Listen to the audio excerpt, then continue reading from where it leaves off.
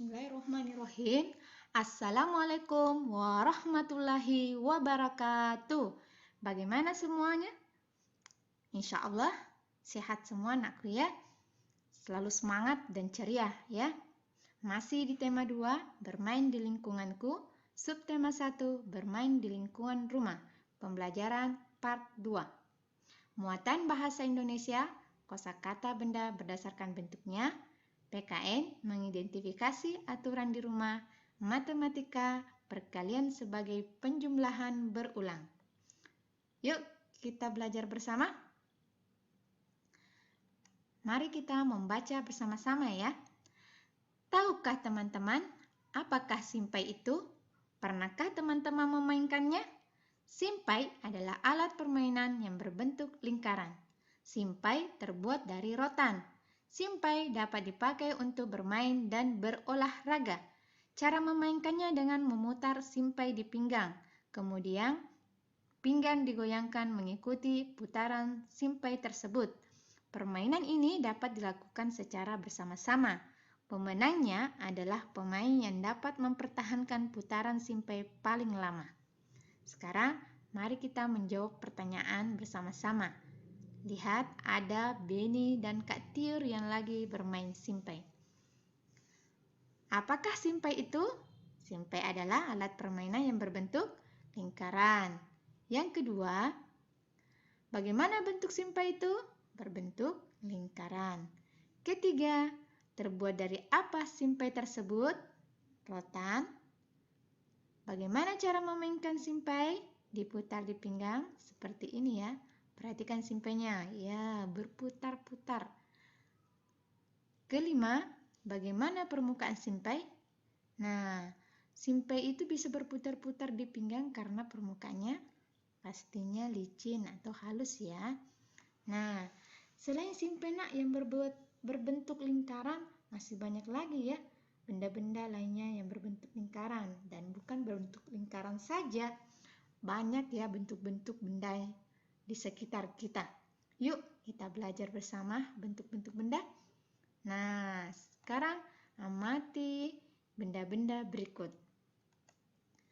Nah, ada 4 gambar di sini. Coba kita amati dulu gambar pertama.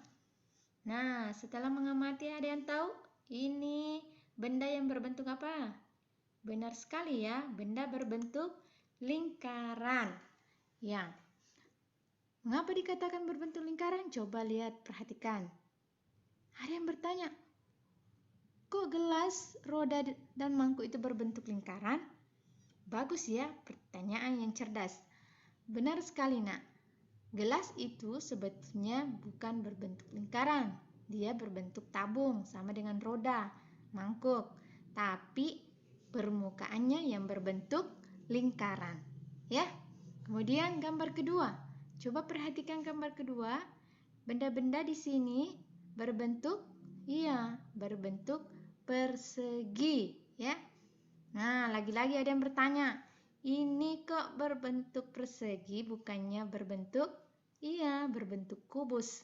Tapi lagi-lagi permukaannya yang berbentuk persegi ya. Banyak sekali benda di sini ya, ada jam, ada serbek, ada ubin atau lantai ya. Nah, sekarang kita ke gambar 3. Perhatikan, ada penghapus, penggaris, lemari, papan tulis. Nah, benda-benda ini berbentuk apa? Berbentuk persegi panjang. Iya, lagi-lagi ada yang bertanya, penghapus dan lemari Bu Guru? Iya, penghapus dan lemari itu nak berbentuk balok. Ya, tapi lagi-lagi permukaannya yang berbentuk persegi panjang, ya. Sama nanti dengan kubus ya permukaannya. Nah, sekarang kita pindah ke gambar 4. Ini berbentuk apa? Iya, benar sekali, berbentuk segitiga. Ada hanger, ada penggaris, ada hiasan, ada tanda awas mudah terbakar, ada atap rumah, ya. Semua itu berbentuk segitiga.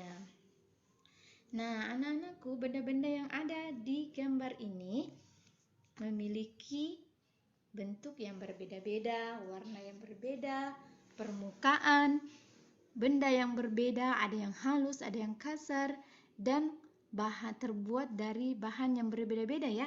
Ada kertas, ada kain, ada kayu, ada besi, ada karet, bermacam-macam ya. Nah, sekarang coba kita kembali ke Kak Tiur dan Beni yang sedang bermain simpai. Nah, ada percakapannya di sini ya, kita baca bersama.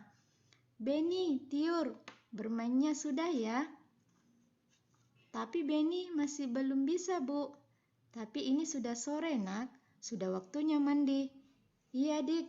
Besok kita lanjut bermainnya ya. Beni masih ingin berlatih, Bu. Kata Kak Tiur harus rajin berlatih. Iya, Nak. Besok dilanjutkan berlatihnya. Kalau bermain tidak boleh lupa waktu. Ya. Nah, sekarang coba kita perhatikan.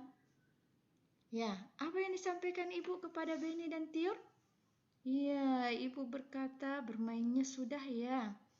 Kemudian, apa tanggapan Beni ketika diingatkan Ibu? Ibu mengingatkan bahwa sudah sore. Terus apa tanggapannya Beni? Beni masih ingin berlatih, Bu. Ya. Kemudian, yang ketiga, mengapa kita tidak boleh lupa waktu dalam bermain? Iya, mengapa tidak boleh? Ya, karena nanti agar ada waktu tak untuk mandi. Jadi kita tidak boleh lupa waktu supaya ada waktu mandi, ada waktu untuk belajar, ada waktu untuk mengaji, ada waktu untuk membantu orang tua. Jadi banyak sekali yang bisa kita lakukannya kalau kita memanfaatkan waktu dengan baik ya. Oke.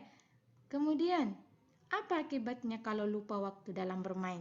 Ya, apa akibatnya? Tidak ada waktu untuk mandi, tidak ada waktu untuk belajar, tidak ada waktu membantu orang tua, tidak ada waktu untuk mengaji, mengerjakan tugas, ya. Jadi kalau bermain harus ingat waktu ya. Nah, tidak boleh lupa waktu. Itu aturan di mana ya? Benar sekali, aturan di rumah. Nah, berbicara tentang aturan, siapa yang tahu apa itu aturan? Ya, ada yang tahu apa itu aturan? Benar sekali ya. Aturan adalah petunjuk atau ketentuan yang dibuat untuk mengatur.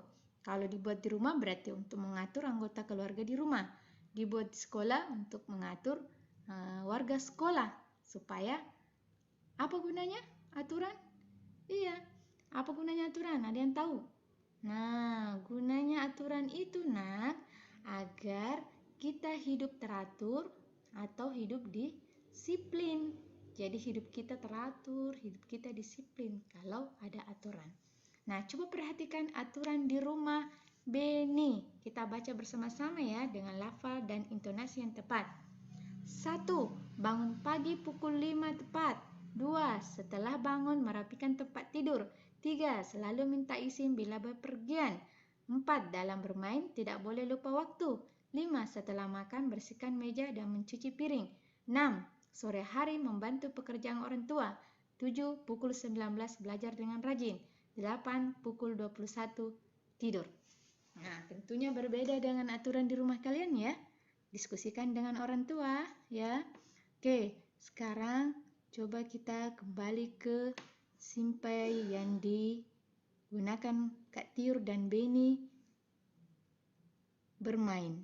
Nah, di sini ada simpai, ada 3, 1 ditambah 1 ditambah 1 sama dengan 3. Bagaimana bentuk perkaliannya? Masih ingat pembelajaran kemarin? Iya. Jadi, ada 3 simpai, kita tulis 3 kali, karena 1 ditambah 1 tambah 1, berarti 3 kali 1. Sama dengan 1 tambah 1 tambah 1 sama dengan 3. Nah, berbeda lagi kalau seperti ini. 1 kali 3 sama dengan 3. Berarti 1 kotak dikali berapa isinya dalam kotak? 3. Nah, sama dengan 3. Sama hasilnya ya, sama hasilnya 3, tapi cara kerjanya berbeda ya. Ada kita di bawah itu langsung sekaligus ambil 3 satu kali. Kalau di sini satu-satu diambil ya, sebanyak 3 kali. Oke, sekarang perhatikan contoh lagi berikutnya. Nah, ada gambar perahu. Dalam setiap kotak satu perahu. Berarti 1 ditambah 1 tambah 1 tambah 1. Berapa kali satunya?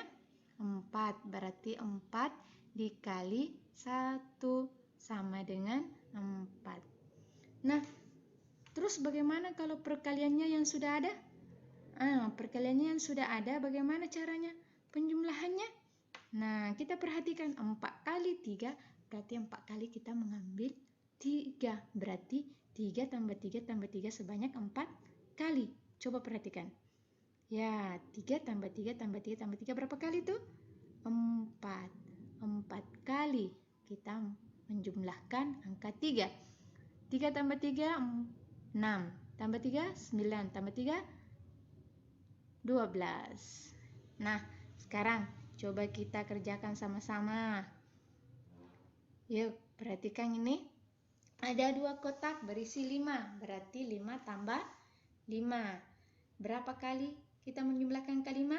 2. 2 kali 5. 2 kali 5 sama dengan 10. Coba perhatikan soal yang kedua. Ada pensil dalam setiap kotak itu. Ada 5 kotak. Dalam setiap kotak itu berisi 2 pensil. Berarti 2 ditambah 2 ditambah 2 sebanyak 5 kali. Berarti 5 perkaliannya 5 dikali 2 sama dengan 10. Nah, perhatikan nak ya. Sama hasilnya 10, tapi cara mengerjakannya berbeda. 2 kali 5, 2 kali ambil angka 5. Sementara di sini 5 kali 2, 5 kali menjumlahkan angka 2.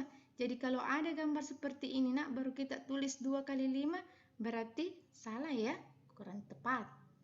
Memang jawabannya sama 10, tapi prosesnya yang salah ya nak. Nah, sekarang perhatikan contoh berikutnya. Bagaimana kalau sudah ada perkaliannya? Seperti tadi ya. Nah, kita selesaikan apa? 5 kali 3. Coba kita ambil dulu kotak 5. Nah, kotaknya 5, kita isi 3 bola. Masing-masing 3. Nah, 5 kali 3. Berarti 3 ditambah 3 ditambah 3. 3 tambah 3 berapa? 6. 6 tambah 3, 9. 9 tambah 3, 12. 12 tambah 3, 15. Jadi jawabannya 15. Bagaimana? Sudah paham ya? Insya Allah bisa. Karena anak-anakku semuanya anak yang ceria belajar, senang belajar. Kalau orang yang senang belajar, ceria, insya Allah mudah memahami. Ya. Oke, sekarang ada latihan yang harus kita selesaikan. Anak-anakku tulis di buku latihan tematik ya. Nah, nanti cari gambar, amati benda di rumah, kemudian buat seperti ini ya. Apa warnanya, apa bentuknya, permukaannya, kegunaannya ya. Nah, kemudian aturan diskusikan dengan orang tua, kemudian tulis di buku aturan di rumah. Kemudian nomor 3, bentuk penjumlahan berulang dari 4 kali 5. Ya, bagaimana bentuk penjumlahan berulangnya ya? Oke, pasti bisa. Insya Allah, Ibu Guru tahu semua pintar dan hebat. Dan jangan lupa selalu berbakti kepada orang tua. Jangan membuat susah orang tua karena ada tugas. Tapi buatlah orang tua senang dengan cara mandiri menyelesaikan tugasnya. Lihat, tonton videonya kalau kurang mengerti. Kalau memang belum dimengerti, silakan bertanya kepada orang tua ya. Boleh juga tanya kepada Ibu Guru. Oke, sekian dari Ibu Guru. Assalamualaikum warahmatullahi wabarakatuh.